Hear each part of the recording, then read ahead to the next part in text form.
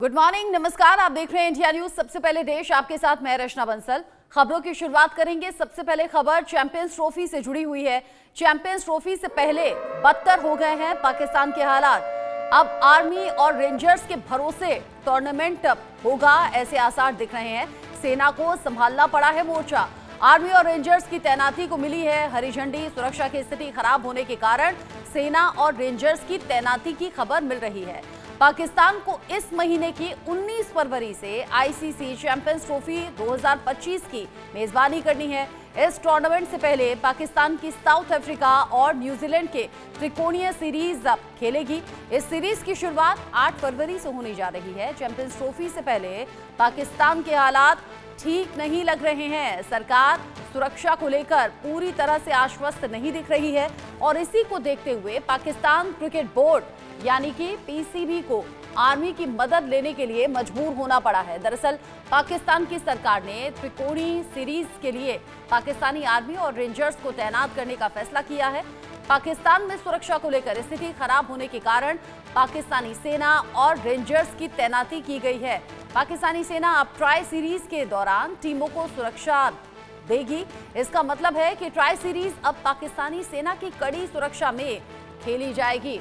जिस तरीके से चैंपियंस ट्रॉफी को लेकर पिछले दिनों टकराव की स्थिति रही, भारतीय टीम ने जाने से मना कर दिया। पाकिस्तान अपनी सफाई में दलीलें पेश करता रहा, लेकिन पाकिस्तान के हालात अब खराब नजर आ रहे हैं और यहां आर्मी और रेंजर्स के भरोसे टूर्नामेंट नजर आ रहा है। इसको लेकर बात हम करेंगे। मेरे साथ में जुड़ गए हैं स्पोर्ट्स एडिटर मनोज जोशी, साथ ही साथ group captain retired U K Devnath sir मेरे साथ में जुड़ गए हैं, जो कि डिफेंस एक्सपर्ट के तौर पर हमारे साथ मौजूद हैं। सबसे पहले मनोज जी, मैं आपका रुख कर रही हूँ। पाकिस्तान में चैंपियंस ट्रॉफी की मेजबानी होनी है, मुकाबले कड़े होंगे, दिलचस्प होंगे, लेकिन होंगे कैसे? जो हालात अभी के नजर आ रहे हैं, पिछले ही दिनों आप बता रहे थे कि खंडहर जैसे हालात हैं, स्टेडियम्स तैयार नहीं है। अब सेना और रेंजर्स के भरोसे टूर्नामेंट होगा क्या? देखिए रचना, बड़ा वाजिब सवाल है और ये क्योंकि बहुत चिंतनीय भी है, चिंता की बात भी है, क्योंकि वहां पर हालिया जो घटनाएं हैं इतनी ज्यादा शर्मनाक रही हैं। क्वेटा में, जैसा कि आप अक्सर बताती रहती हैं बुलेटिन्स में, क्वेटा में नवंबर में जो 55 लोग मारे गए एक विस्फोट में, उसके अलावा जो वहां पर खैबर का कुर्रम क्षेत्र है वहां पर 54 लोग मारे गए वहां पर। उसके अलावा कराची जो वेन्यू है, एक उस वेन्यू पर इस तरह के हादसे हुए। चीन के जो 2 नागरिक थे उनको जिन्ना जो एयरपोर्ट है वहां पर उनकी हत्या कर दी गई। तो वहां सुरक्षा के नाम पर जो है जो हालात हैं वो बहुत ही कई तरह के सवाल खड़े करते हैं। Centre for research and security studies की अगर आप रिपोर्ट्स देखें, ये हमारा संगठन नहीं है, हिंदुस्तान का नहीं है, ये वहां का पाकिस्तान का एक संगठन है, सीआरएसएस। उसकी जो रिपोर्ट है वो बहुत डराने वाली है और उसमें बहुत साफ तौर पर बताया गया है कि 1600 से ज्यादा जो है आम नागरिक जो है अकेले 2024 में मारे गए हैं। ये संख्या और भी ज्यादा हो सकती है, ऐसे भी इस संगठन ने उम्मीद जाहिर की है कि इस तरह की जो है घटनाएं इतनी ज्यादा हुई हैं कि सुरक्षा कर्मियों के लिए बहुत बड़ी चुनौती खड़ी हो गई है।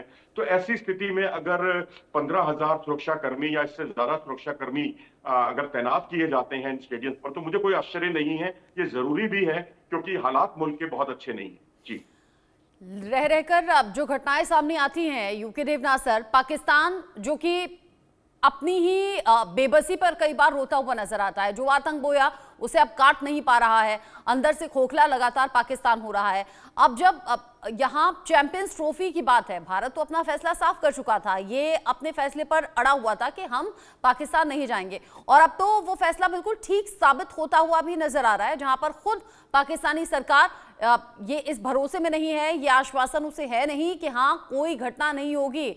सेना का सहारा लेना पड़ गया और साथ ही साथ तैयारियों को लेकर भी बहुत से सवाल हैं। जी हाँ रचना, पाकिस्तान की हालत हास्यास्पद है। मैं तो कहूंगा बहुत ही चिंताजनक है। वहाँ इंटरनल सिक्योरिटी जो है इतनी बुरी हालत में है कि दुनिया का कोई भी मुल्क अपनी टीम को वहां पर नहीं भेजना चाहता है। हमें याद होना चाहिए कि 2 साल पहले भी न्यूजीलैंड ने और ऑस्ट्रेलिया ने वहां पर जाकर मैच खेलने से मना कर दिया था, जबकि पाकिस्तान की सरकार ने अलग अलग तरह के आश्वासन उनको दिए थे। अभी भी हम देख रहे हैं कि लाहौर के गद्दाफी स्टेडियम में अगर सेना को और रेंजर्स को अगर सिक्योरिटी देनी पड़े, ये दिखाता है कि उनका इंटरनल एडमिनिस्ट्रेशन जो है वो एकदम चरमरा गया है। स्टेट पुलिस फेल हो गई है, जो उनकी फेडरल पुलिस या पैरामिलिट्रीज हैं वो भी फेल हो गई हैं। पाकिस्तान के जो आम अवाम है उनका भी अपना कॉन्फिडेंस जो है अपनी सरकार से पे से खो गया है। प्लेयर जो हैं वो सिक्योरिटी चाहते हैं। अब वहां पर न्यूजीलैंड की टीम आएगी, गद्दाफी स्टेडियम में खेलेगी, साउथ अफ्रीका की टीम आएगी। मैं आपको बता दूं एक और एसोसिएटेड एस्पेक्ट क्या है कि न्यूजीलैंड और साउथ अफ्रीका की टीम की जो मैनेजमेंट है, उनकी जो इंश्योरेंस करते हैं, उन्होंने भी ज्यादा प्रीमियम मांगना शुरू कर दिया है सेफ्टी कंसर्न्स की वजह से। तो ये दिखाता है कि पाकिस्तान एज ए मुल्क एकदम फेल्ड स्टेट साबित हो रहा है। जो देश अपने नागरिकों की सुरक्षा के लिए कुछ नहीं कर सकता, वो वहां पर जब विदेशी आएंगे तो उनकी नागरिकता को, उनके नागरिकों को किस तरह से सुरक्षा देगा। ना सिर्फ वहां पे चरमपंथी एक्सट्रीमिस्ट टेरर ग्रुप्स एक्टिव हैं, वरन पाकिस्तान में उनकी खुद की जो आवाम है वो भी बड़ी अजीबोगरीब और इनडिसिप्लिन्ड तरीके से व्यवहार करती है। हमने कितने मौके देखे हैं पिछले 10 साल में, जब खेल के दौरान अगर पाकिस्तान की टीम हार रही है तो वहां के जो स्पेक्टेटर्स हैं वो मैदान में घुस आते हैं। हमने ऐसे भी कुछ वारदातें देखी हैं जब विदेशियों की टीम वहां पर आई और खेलने के लिए जा रही थी, तो जैसे ही विदेशी टीम होटल से बाहर आके स्टेडियम की तरफ जाने के लिए अपने बस में बैठी, तो लोगों ने उन पर बस पर पथराव कर दिया। यानी पाकिस्तान की हालत बहुत बहुत दयनीय है। जी, पाकिस्तान की हालत दयनीय है। जो स्थिति अभी है, ना तो वहां मेंटेनेंस पूरा हो पाया मनोज जी, ना वहां पर सुरक्षा के इंतजाम हैं। अब पाकिस्तान के पास फजीहत से बचने का कोई विकल्प है क्या? देखिए जी, आप समय पर आप जो अपने वायदे करते हैं, वायदे आप पूरे नहीं कर पाते। आप 4-4 डेडलाइंस का सम्मान नहीं कर पाते। अब आपने जैसे मुझे कहा कि आप इतने बजे आपको प्रोग्राम करना है 9 बजे, और मैं 9:30 बजे पहुंचूं, तो उसका कोई मतलब नहीं है। तो आपको जब स्टेडियम के तैयार करने के लिए 4-4 डेडलाइंस दी गई, उसका आप सम्मान नहीं कर पाए। और तो और उसके बाद जो है स्टेडियम, आपने ये कहा कि हम हैंडओवर कर देंगे आईसीसी को 11 तारीख को। अब 11 तारीख की आप 15 तारीख बताई जा रही है। ये मजाक है क्या? ये टूर्नामेंट 19 तारीख से टूर्नामेंट शुरू हो रहा है, 4 दिन पहले आप आईसीसी को हैंडओवर करने जा रहे हैं, और वो भी तब जबकि आपने 11 तारीख का वायदा किया है। वैसे तो 11 भी अपने आप में बहुत देर है, बहुत देरी से आप उसको हैंडओवर कर रहे हैं। आपको ट्राई सीरीज जो है वहीं पर लाहौर और कराची में आयोजित करने की क्या जरूरत थी? प्लानिंग की इतनी गड़बड़ी है वहां पर। अब आप देखिए कि 14 तारीख को आपका फाइनल मुकाबला है जो कराची के नेशनल स्टेडियम में खेला जाना है, लेकिन आप घोषणा कर रहे हैं कि हम 11 तारीख को हैंडओवर कर देंगे।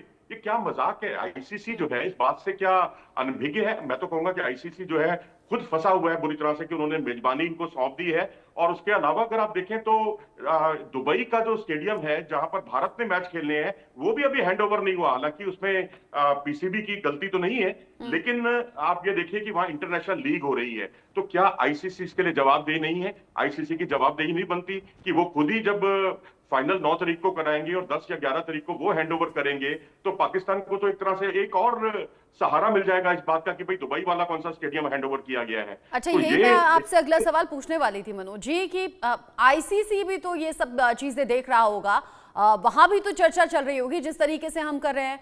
तो क्या इन फ्यूचर इन सब बातों को ध्यान में रखा जाएगा? जी हाँ, बिल्कुल। जय शाह साहब की चुनौतियां बढ़ गई हैं जो अब आईसीसी में अध्यक्षता संभाल रहे हैं। और मैं समझता हूं कि जिस तरह से जो दिक्कतें हुई हैं यहाँ पर स्टेडियम्स को लेकर, आपने तो आनंद फानन में जो एक आपने जो है ब्लैकमेलिंग वाला जो तरीका अपनाया है पीसीबी ने, और उसी के सिलसिले में उनको एक महिलाओं का टूर्नामेंट भी मिल गया आईसीसी का।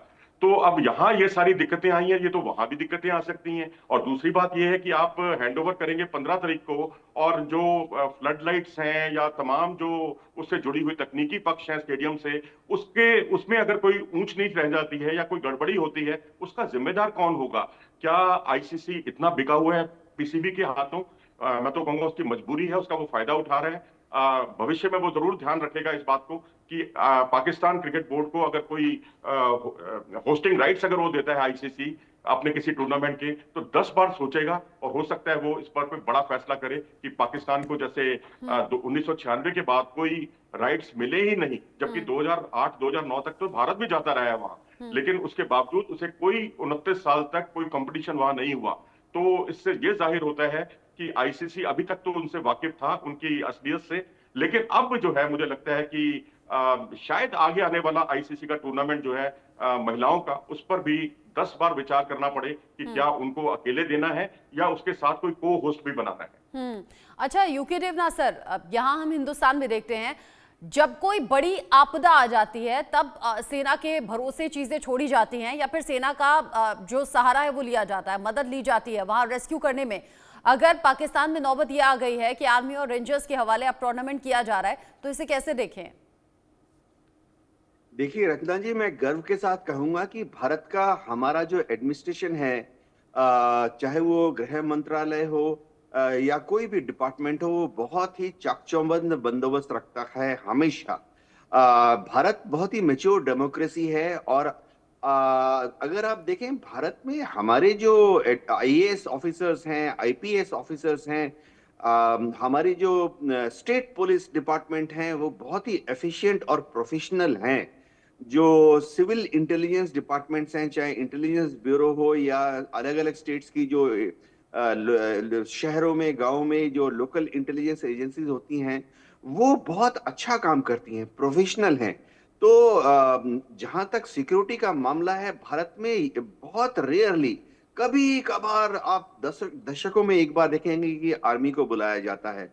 मुझे तो आखिरी बार जब आर्मी को इंटरनल सिक्योरिटी की, वो भी स्पोर्ट्स जैसे मौके पर बुलाया जा, मुझे तो कभी याद ही नहीं आ रहा। हाँ, नॉर्थ ईस्ट में या कश्मीर में आतंकवादी गतिविधियों को कंट्रोल करने के लिए फौज का सहारा लिया जाता है।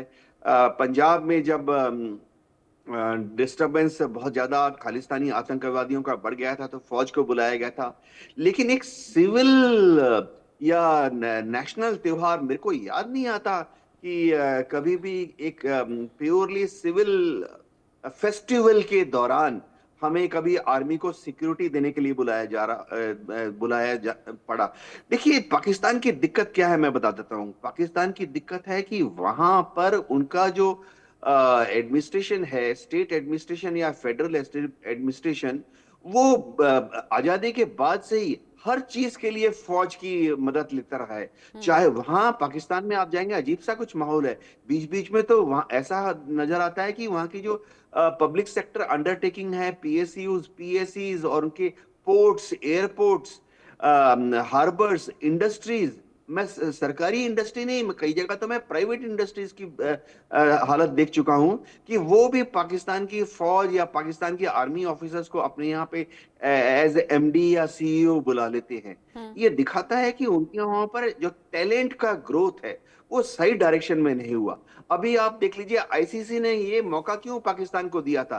क्योंकि ठीक है, वहां बड़ी तादाद में लोग क्रिकेट देखने आते हैं। टिकट विंडो जो है, टिकट सेल्स जो है बहुत ही जबरदस्त होती हैं, ऑनलाइन ऑफलाइन, बड़ी तादाद में टीवी राइट्स मिलते हैं। अगर पाकिस्तान के अंदर एक मैच किया जा रहा है और उस मैच में अगर पाकिस्तान की टीम खेलती है पाकिस्तान के अंदर किसी भी शहर में, चाहे लाहौर हो या कराची हो, तो जो टीवी में जो एडवर्टाइज राइट्स मिलते हैं बहुत ही शानदार होते हैं। ना सिर्फ पीसीसी वरन आईसीसी की भी बल्ले बल्ले हो जाती है। तो महज आईसीसी की मजबूरी ये है कि ठीक है, उनको पैसा कमाना है। एक अनऑफिशियल कमेंट कर ही देता हूं कि दुनिया भर में जहां पे भी क्रिकेट खेला जा रहा है पूरी दुनिया में, वो शायद पाकिस्तान और हिंदुस्तान के जोशीले दर्शकों की पैसे से ही खेला जा रहा है। जी, हिंदुस्तान और पाकिस्तान में वाकई जोशीले दर्शक तो हैं ही और अहम मुकाबलों का इंतजार है ही। लेकिन मनोज जी, पिछले दिनों आप बता रहे थे कि ईंटें यहाँ वहाँ पड़ी हुई हैं, मिट्टी के ऊंचे ऊंचे टीले लगे हुए हैं, खंडहर जैसे स्टेडियम नजर आ रहे हैं। ये पिछले दिनों की बातें थी। अभी हालात कुछ बेहतर हुए क्या? ताजा तस्वीरें क्या कह रही हैं? देखिए, ताजा तस्वीरें जो पीसीबी दिखा रहा है ना, वो तो जितना स्टेडियम मुकम्मल हुआ है, जितना तैयार हुआ है, वही दिखा रहा है, उसका तामझाम दिखा रहा है। मीडिया का प्रवेश जो है वर्जित कर दिया गया है, अंदर स्टेडियम में जा नहीं सकते क्योंकि वो उसकी आलोचना करेंगे, आलोचना उन्हें बर्दाश्त नहीं है। और तो और अब एक बड़ा पहलू जो है वो ये भी सामने आया है कि वहां तहरीके इंसाफ जो पीटीआई है, पाकिस्तान इमरान खान की जो पार्टी है, वो 8 तारीख को प्रोटेस्ट करने जा रही है, प्रोटेस्ट रैली करने जा रही है। इससे पहले आपको याद होगा इस्लामाबाद में भी उन्होंने नवंबर में एक रैली की थी जिसमें काफी लोग मारे गए थे और सुरक्षा कर्मियों से वो भिड़ गए थे। तो क्या हम ये उम्मीद करें कि ईश्वर करे ऐसा ना हो कि सुरक्षा कर्मियों के साथ उनकी दोबारा कोई भिड़ंत हो जाए और उसमें कुछ लोग मारे जाएं, ऐसा ना हो। हम तो यही चाहेंगे सब कुछ आसानी से हो। अभी देवनाथ जी ने बहुत अच्छी बात कही कि लाहौर के लोगों को बहुत पसंद है। मैं वाकई कहूंगा कि क्रिकेट के बड़े शौकीन हैं हिंदुस्तान और पाकिस्तान में, और हिंदुस्तान पाकिस्तान की वजह से ही आईसीसी की पौ 12 है और वो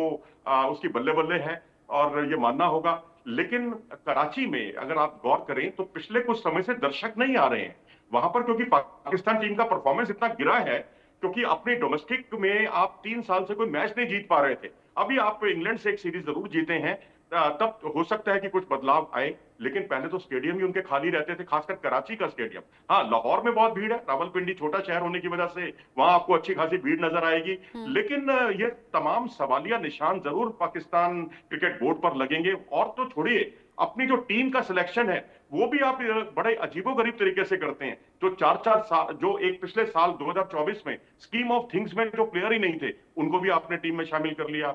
जो आपकी स्कीम ऑफ थिंग्स थे उनको आपने बाहर कर दिया। 2024 में भी जो T20 वर्ल्ड कप हुआ था वहां भी यही बदस्तूर हालत थी, और क्या परिणाम हुआ वो सबने देख लिया। 2023 का जो वर्ल्ड कप था जिसमें आप आगे तक क्वालिफाई नहीं कर पाए, उसकी वजह भी आपका टीम सिलेक्शन था। तो टीम सिलेक्शन हो, डेडलाइन का सम्मान ना करना हो, स्टेडियम की जर्जर हालत हो, ठीक है अब सुधार आ रहा है नो डाउट, लेकिन आना भी चाहिए। अब नहीं आएगा तो फिर क्या 19 फरवरी के बाद आएगा? 19 फरवरी से तो टूर्नामेंट ही शुरू हो रहा है, 15 को आप हैंड ओवर कर रहे हैं। मुझे ऐसा टूर्नामेंट आईसीसी का याद नहीं आ रहा जहां टूर्नामेंट शुरू होने से 4 दिन पहले ही स्टेडियम जो है आईसीसी को सुपुर्द किए गए हों। 2011 का वर्ल्ड कप याद कीजिए, भारत ने तकरीबन 1 साल पहले अपने सारे स्टेडियमों का रखरखाव सुनिश्चित कर लिया था। कोई नए सिरे से जब आप प्लानिंग इतनी खराब है, आपने अपने लाहौर का जो स्टेडियम था, गद्दाफी स्टेडियम, जो बड़ा ऐतिहासिक स्टेडियम रहा है, जहां भारतीय खिलाड़ियों ने बड़े रिकॉर्ड तोड़ प्रदर्शन किए हैं, वहां वो स्टेडियम की आपने जो है इमारतें गिरा दी, नए सिरे से बनाने चले।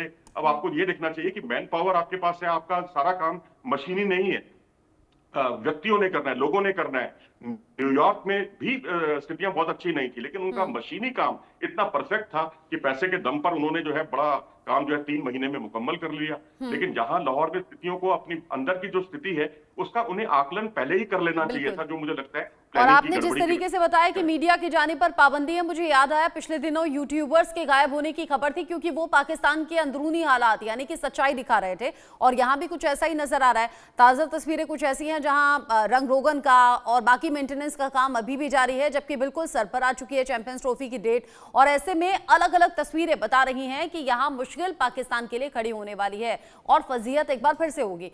मनोज जी, यूके देवनाथ सर, बहुत शुक्रिया आप दोनों का मेरे साथ में इस खबर पर